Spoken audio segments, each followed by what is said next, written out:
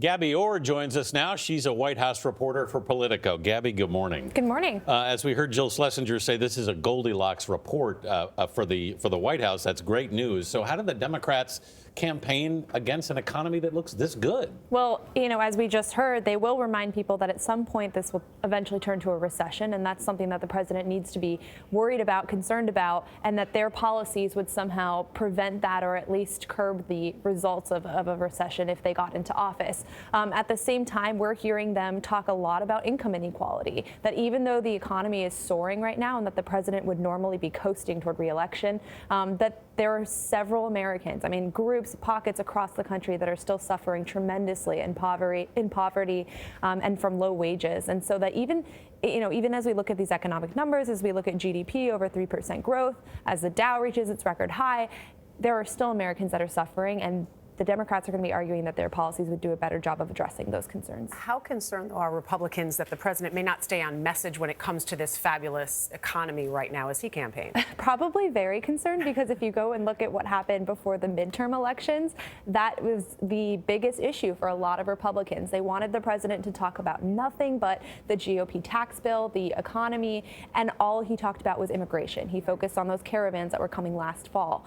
And we're sort of seeing him trend in that direction right now as well. He's been tweeting up a storm about the Muller report lately. He's been talking about immigration as well. He's been doing trips to the border. He's been sending his staff to do trips to the border. He's focusing on issues that are so divisive, and when he really should be, according to his advisors, talking up these numbers. Under normal circumstances, this is an economy that would have a president coasting toward a landslide election, and because he's focusing on a lot of these other issues, his advisors, his campaign staff are really worried and urging him not to.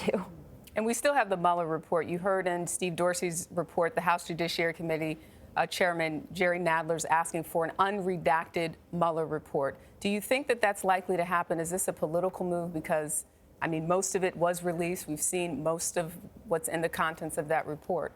It depends on who you ask. The Justice Department is arguing that they will release some of the grand jury information, that they will release a lesser redacted report to Congress, but that a fully unredacted report with all of the underlying evidence and material and grand jury material as well is just not something that needs to be handed over. And that they feel, at least, that House Democrats and the Oversight Committee hasn't provided a legitimate reason for needing those documents. Of course, there's negotiations ongoing between the Justice Department and Chairman Nadler. He essentially gave an ultimatum to the Attorney General yesterday, saying that if you don't provide some type of unredacted version or lesser redacted version, that we will hold you in contempt of Congress. And I think we're going to see whether that happens next week. Gabby, didn't Watergate show them, though, if they went towards impeachment, they would have more power to get the documents that they're going after, wouldn't they? They would, but at the same time, look at the polling around impeachment right now. Democrats are being very careful, and I think that's why we're seeing a shift toward